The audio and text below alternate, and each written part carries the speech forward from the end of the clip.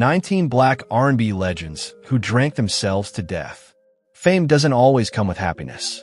The bright stage lights that once felt like heaven can quickly turn into shadows of despair. Many stars rose from nothing, escaping the darkness of poverty, only to reach the peak of fame and fall straight into the arms of death. Their downfall? Something that seemed harmless in the glamorous world of celebrity life. Alcohol. It wasn't confined to wild parties. It followed them everywhere, into recording studios, dressing rooms, even on stage under the spotlight. For some, it felt like a remedy for pain, a key to creativity, or a silent friend in lonely hours. But that friend turned deadly. Those bitter drops they once trusted betrayed them in the cruelest way by stealing their lives. The 19 stories you're about to hear are haunting reminders of that tragic truth. Black stars whose lives were claimed by alcohol. Some were gone in an instant, others faded slowly, but all shared one heartbreaking fate. They realized their enemy only when it was far too late. David Ruffin.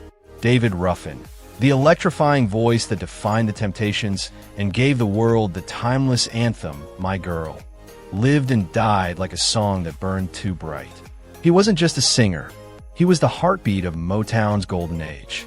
On stage, Ruffin was pure fire, sharp suits, raspy soul, and a voice that could make joy sound like pain and heartbreak feel holy. But behind that powerful voice was a man at war with himself. In the early hours of June 1st, 1991, that war ended. At just 50 years old, David Ruffin was pronounced dead at the University of Pennsylvania Hospital. The cause? An overdose of alcohol and cocaine. A lethal cocktail that silenced one of soul music's greatest voices. Hours before, he had been at a house party in Philadelphia, where vodka and cocaine flowed like water. Friends said he was unstoppable, drinking, laughing, and snorting as if the night would never end. But it did. Mixing cocaine with alcohol is a deadly dance, and for David, it was the final performance. His heart gave out under the strain, his body collapsing into a coma before he could even call for help. By the time he reached the hospital, the man who once ruled stages across the world was gone. His death wasn't just another celebrity tragedy. It was a devastating reminder of how fame can seduce and destroy. David Ruffin had once stood at the top, adored by millions, but addiction pulled him into the shadows. A legend who could have risen again instead died alone, far from the spotlight that once worshipped him. At 50, David Ruffin left behind a legacy of brilliance and heartbreak, proof that even the brightest stars can burn out too soon. His voice still echoes, a haunting reminder of what happens when temptation takes the stage. Jimi Hendrix. Jimi Hendrix. The name alone ignites electricity. A once-in-a-generation genius whose guitar cried, screamed, and sang with emotions words could never capture. He wasn't just a musician. He was a revolution wrapped in rhythm, rebellion, and raw soul. But even the brightest flames burn out fast.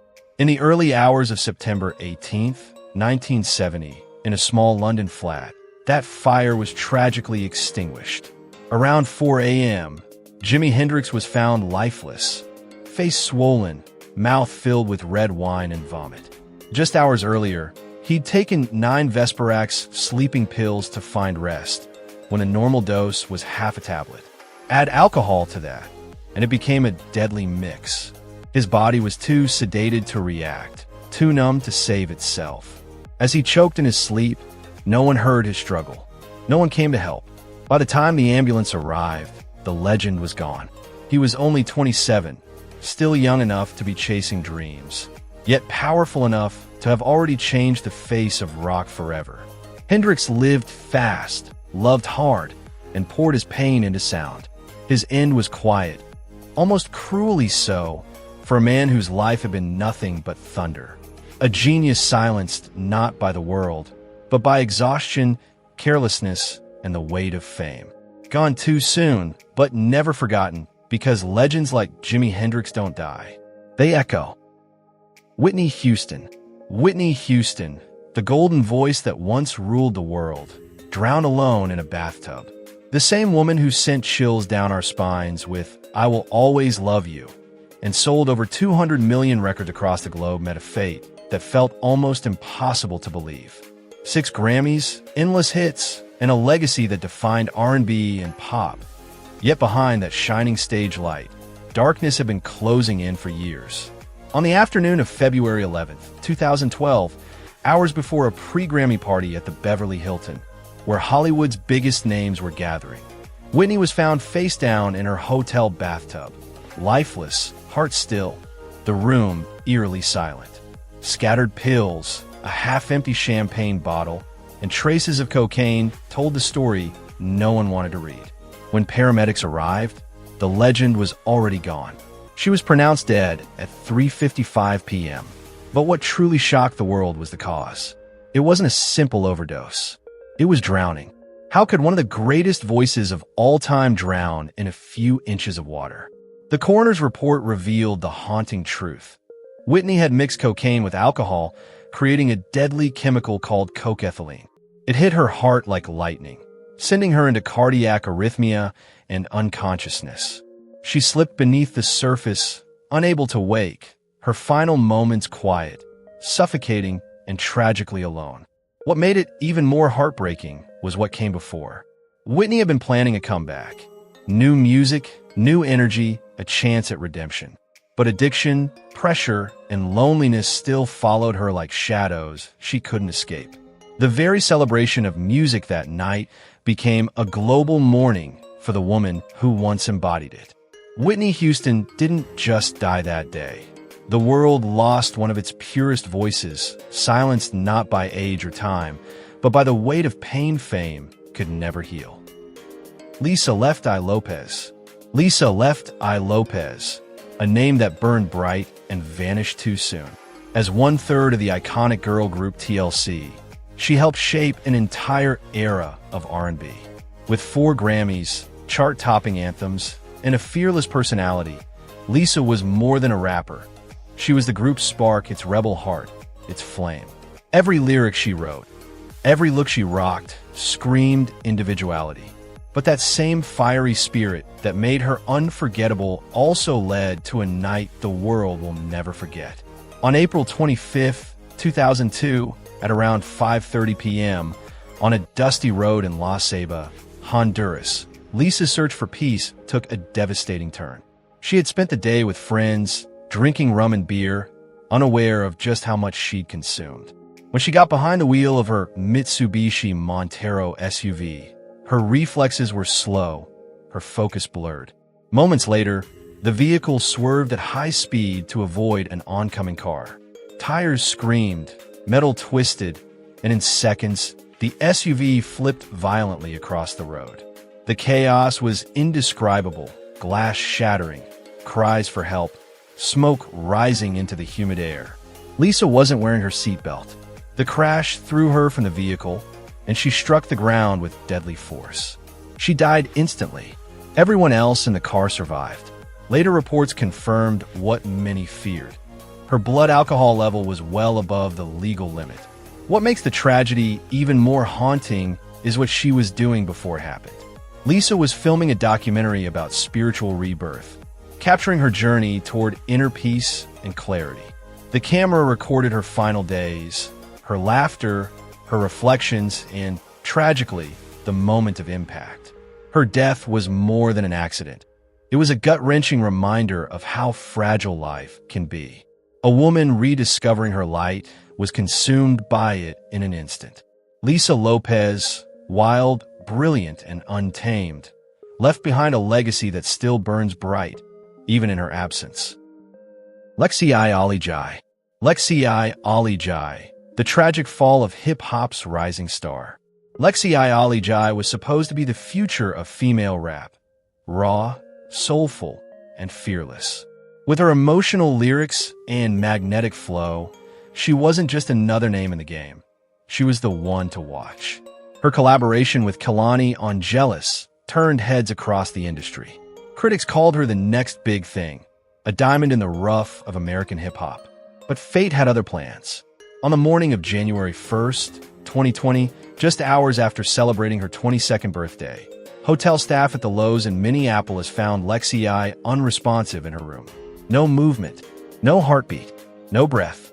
The room that had echoed with laughter and music only hours before was now hauntingly silent. Earlier that night, she'd been celebrating, dancing, smiling, surrounded by friends, with vodka flowing freely and energy in the air. But somewhere between the music and the lights, she made a deadly choice, taking fentanyl, a painkiller 50 times stronger than heroin. Maybe she just wanted to take the edge off. Maybe she thought it would help her relax. But mixed with alcohol, it became a silent killer. Within moments, her body began to shut down. Her heartbeat slowed, her breathing stopped, and no one realized what was happening until it was too late. Lexi I Ali Jai, a young artist on the edge of greatness, slipped away quietly as the city celebrated a new year. Her death sent shockwaves through the music world. Fans mourned not just the loss of her voice, but the promise of everything she was about to become. Lexi I's story became another painful reminder. Then the world of fame and flashing lights, substance abuse hides in plain sight. It doesn't kill instantly. It waits, and when it strikes, no one, no matter how bright their light, is spared. Big Mama Thornton. Big Mama Thornton, the thunderous voice that once shook America, died utterly alone. In a crumbling Los Angeles boarding house, her liver ravaged by years of hard drinking. The blues legend took her final breath with no audience, no applause, no farewell. Before Elvis ever made Hound Dog a hit, it was Big Mama who owned it. Her growling voice, her fearless stage presence, her soul roaring through every note. She was more than a singer. She was a force of nature. But the industry that fed off her fire eventually left her in the cold. On July 25, 1984, neighbors noticed her silence. They hadn't seen her for days. When they finally checked, they found her lifeless body on a narrow, creaky bed, the summer heat pressing down on the room. Doctors later confirmed what years of cheap liquor had done. Her liver was gone. Once a trailblazer who defied racism and sexism with her sheer power, Big Mama spent her last years forgotten. No stage lights, no record deals, just smoky bars, dwindling crowds, and bottles that dulled the pain of an industry that had drained her dry. Her death from liver failure wasn't sudden. It was a slow unraveling the world chose not to see. No headlines, no lavish funeral, just the quiet end of a woman whose voice built an empire others claimed. The blues didn't just live in her music, it consumed her life. Clyde McPhatter, the soul that shattered too soon. Clyde McPhatter was the heartbeat of early soul, a voice that could lift the heavens and break your heart in a single note. As the golden voice behind the Drifters, he opened doors for generations of black artists to follow, blazing a trail through America's segregated music scene. His soaring tenor, his electric stage presence, they made him unforgettable. But fame, like fire, burns brightest before it fades. By June 13, 1972, that fire was gone. Inside a quiet room at Bronx Lebanon Hospital, New York, the 39-year-old legend took his final breath.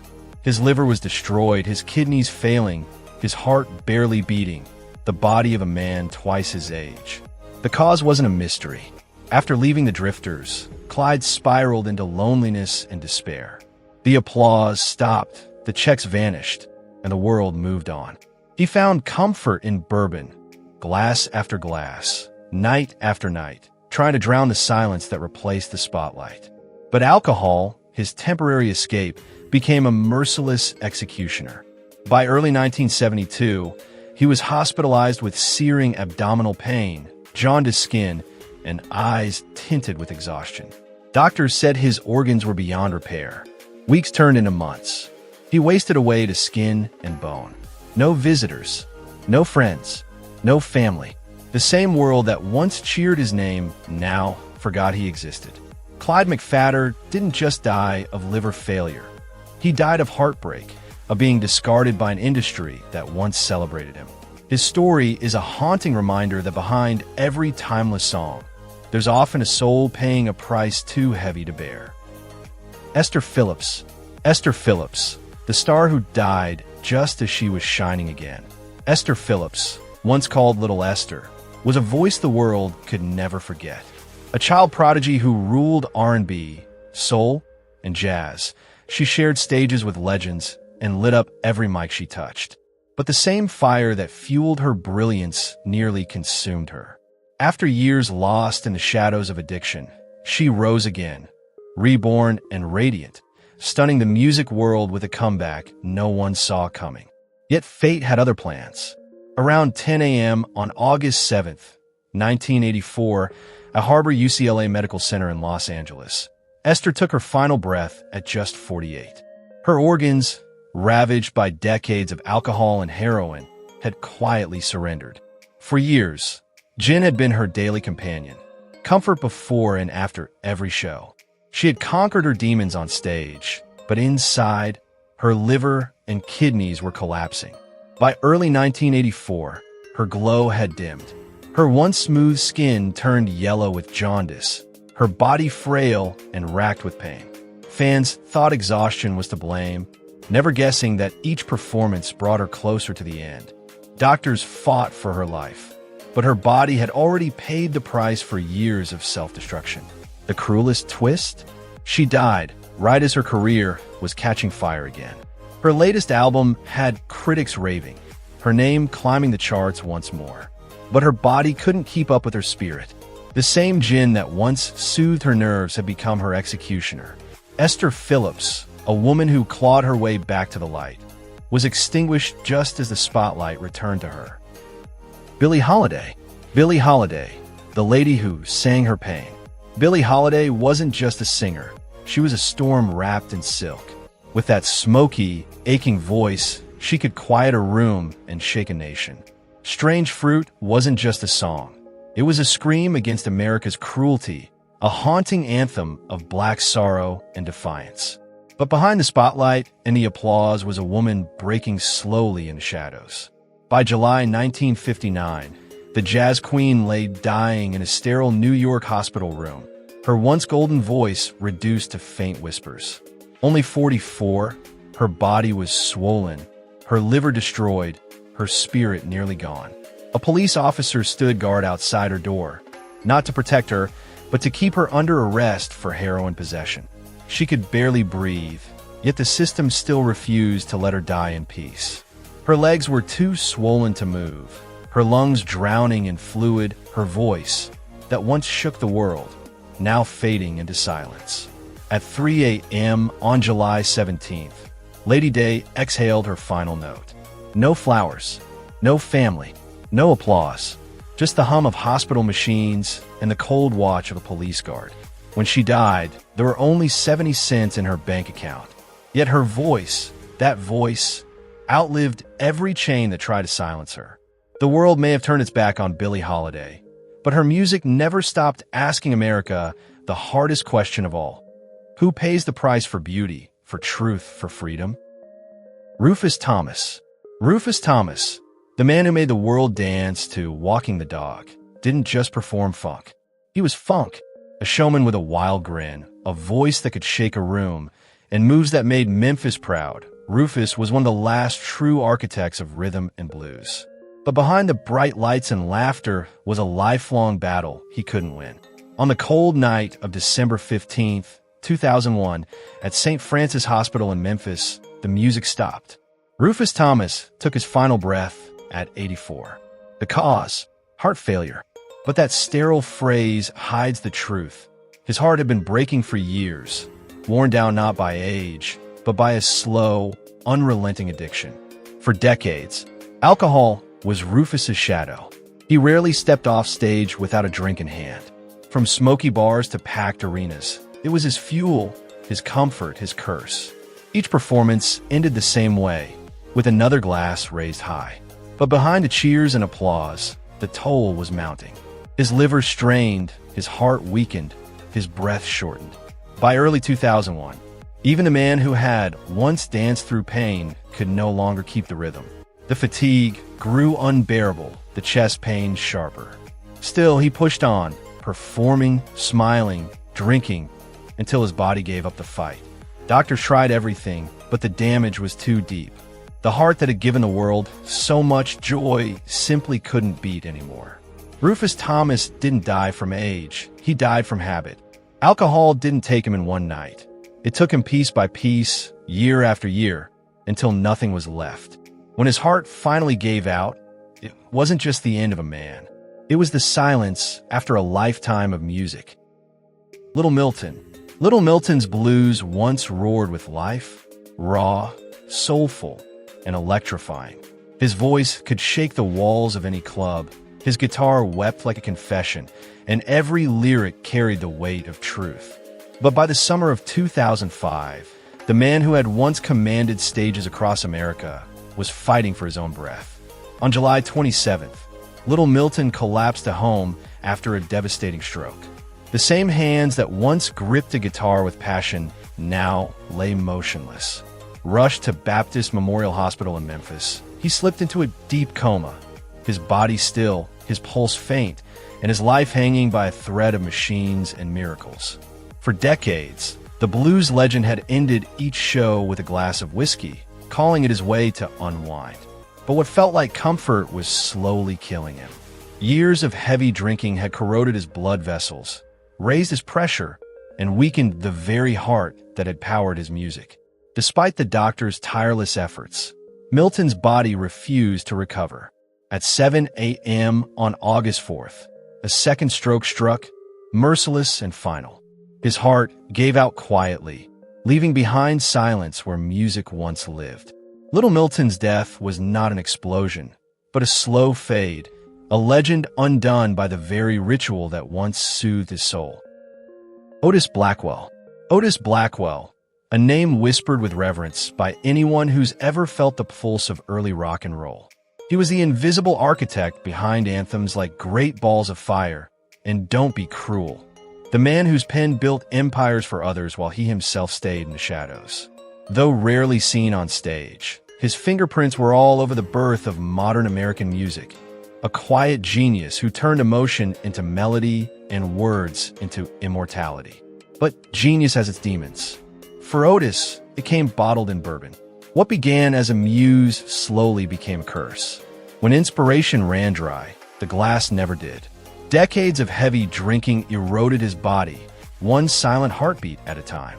On May 6, 2002, at around 8 p.m. inside Nashville's TriStar Centennial Hospital, the music finally stopped. Hours earlier, he had collapsed at home, speech gone, body limp, eyes pleading. The stroke had been merciless. Doctors fought, but his brain was too far gone.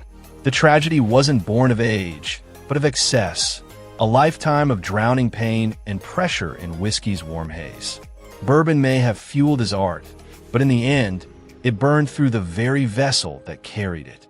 Otis Blackwell's story reminds us that even the greatest creators can be destroyed by the very fire that once made them shine. Jackie Wilson.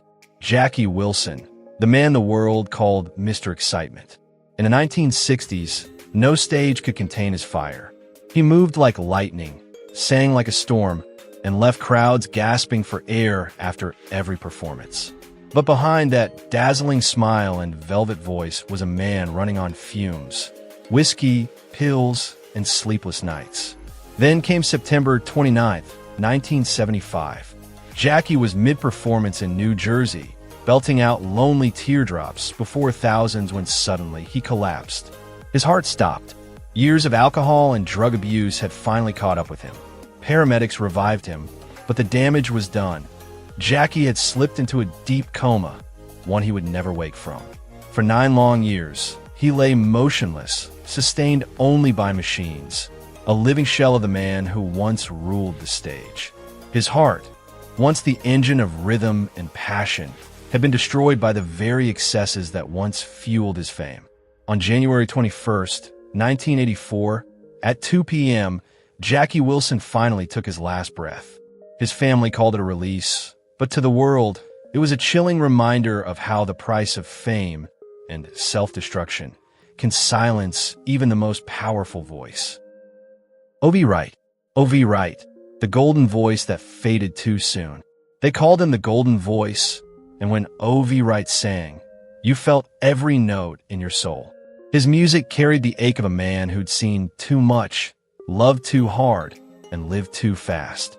In the late 60s and 70s, his songs became anthems of heartbreak and hope. Raw, real, unforgettable. But behind that velvet voice was a man drowning in his own pain. On November 16, 1980, at exactly 4 p.m., the music stopped. Wright was rushed to Baptist Hospital in Mobile, Alabama, struggling to breathe, his chest tight with agony, his skin turning purple.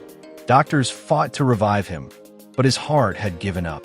At just 41, one of soul's most powerful voices went silent forever. The truth was brutal. Years of late-night sessions, endless touring, and the crushing weight of fame had taken their toll. Cognac became comfort. Drugs became escape. What began as a way to cope with loneliness turned into a slow, relentless destruction. His blood pressure soared, his heart weakened, and the life that once electrified stages across America simply gave out. O.V. Wright didn't die from disease. He died from the exhaustion of carrying too much pain for too long.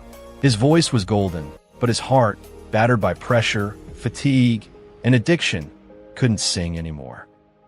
Wilson Pickett, the soul king brought down by his own heart. Wilson Pickett wasn't just a singer. He was a storm of soul. With electrifying hits like In a Midnight Hour and Land of 1,000 Dances, he didn't just perform, he ignited every stage he touched. They called him Wicked Pickett, a name that perfectly matched his fiery voice, wild energy, and unstoppable passion. But behind that heat burned a dangerous flame. On the morning of January 19, 2006, at his home in Virginia, that same passion finally gave out. Around 9 a.m., Wilson clutched his chest and collapsed. Paramedics rushed him to Reston Hospital, but his powerful heart, the very thing that made him legendary, had given its final beat. The doctors called it a massive heart attack, but the truth ran deeper. For decades, Wilson had lived in a haze of after-parties, scotch, and late-night highs. He drank before shows, after shows, sometimes even during rehearsals. The rhythm that once fueled him was slowly killing him. His arteries hardened, his body weakened, and his heart struggled to keep up. By the time he realized the damage, it was already too late. The King of Soul, undone not by fame, but by his own relentless fire. Grover Washington Jr. Grover Washington Jr., the saxophonist who breathed his last note. Grover Washington Jr. was the smooth heartbeat of modern jazz. His saxophone sang to millions in timeless hits like Just the Two of Us and Mr. Magic. He blended soul and sophistication in a way few ever could. But on December 17, 1999, that golden saxophone fell silent forever. After finishing a taping at CBS Studios in New York around 7:30 p.m., Grover suddenly collapsed in the green room. His body hit the floor without a sound. Medics rushed him to St. Luke's Roosevelt Hospital, but the damage was irreversible. Though his heart still flickered, his brain had already shut down. Hours later, at just 56, Grover Washington Jr. was gone. The cause wasn't just fate, it was years of quiet self-destruction. Grover had long turned to wine to unwind from the pressure of tours and fame. One glass became several, night after night. What began as a harmless indulgence turned deadly, silently damaging his blood vessels and pushing his blood pressure past the breaking point. In the end, the same drink that once calmed his mind betrayed his body. Two musical giants, Wilson Pickett and Grover Washington Jr., both lost to the same silent killer, excess. Their voices and melodies still live on, but their stories remain haunting reminders that even the brightest stars can burn themselves out too soon. Arthur Conley. Arthur Conley, the man whose velvet voice defined the era of sweet soul music, burned bright, but his light faded far too soon. In the 1960s, he was a powerhouse of passion and rhythm, his songs electrifying stages and hearts alike. But on the quiet morning of November 17, 2003, in a modest home in Ruurlo, Netherlands, the music stopped. At around 5 a.m., Arthur took his final breath after a long, excruciating battle with colon cancer. Behind that tragic end lay years of choices he once thought harmless. During his peak, life moved fast. The spotlight, the applause, and the endless flow of rum that followed every performance. Even when he fled to the Netherlands seeking peace, the bottle followed him. Alcohol slowly eroded the lining of his colon, setting off a chain of damage that no one could undo. By the time doctors discovered the cancer, it was too late. It had spread too far, too deep. His body weakened, his frame thinned, and every night became a fight against pain. The man who once made America dance now lay still, his soulful voice silenced, his final encore sung not on stage, but in the quiet ache of his last days. Natalie Cole, the soul queen who sang with angels, but fought her own demons. Natalie Cole, the radiant daughter of the legendary Nat King Cole, was more than just a singer. She was soul incarnate. Her voice soared with grace, winning Grammys and hearts around the world. Her timeless duet, Unforgettable, with her late father didn't just honor his legacy, it made history. But behind that dazzling smile and golden voice was a woman at war with herself. Through the 1970s and 80s, the pressures of fame became too heavy to bear. Champagne became her comfort. Then came the harder stuff, the kind that numbs the pain but steals the soul. Night after night, she sang beneath glittering lights, but when the curtains closed, loneliness filled the room. Years of addiction left their mark. Her liver weakened, her heart faltered, and her body began to betray her. By late 2015, Natalie's strength was fading fast. On New Year's Eve, as the world counted down to midnight, she took her final breath inside Cedars-Sinai Hospital in Los Angeles. The official cause, heart failure. But those close to her knew, the real cause was heartbreak, the ghosts of yesterday, and the choices that chased her for decades. Natalie Cole's death wasn't just the end of a legend. It was a haunting reminder of the thin line between glory and ruin. So many black artists who once raised glasses to success later found those same bottles dragging them under. If Natalie's story moves you, if her fall from grace breaks your heart, leave a comment below. And don't forget to subscribe as we continue to uncover the hidden truths behind the glittering yet dangerous world of fame.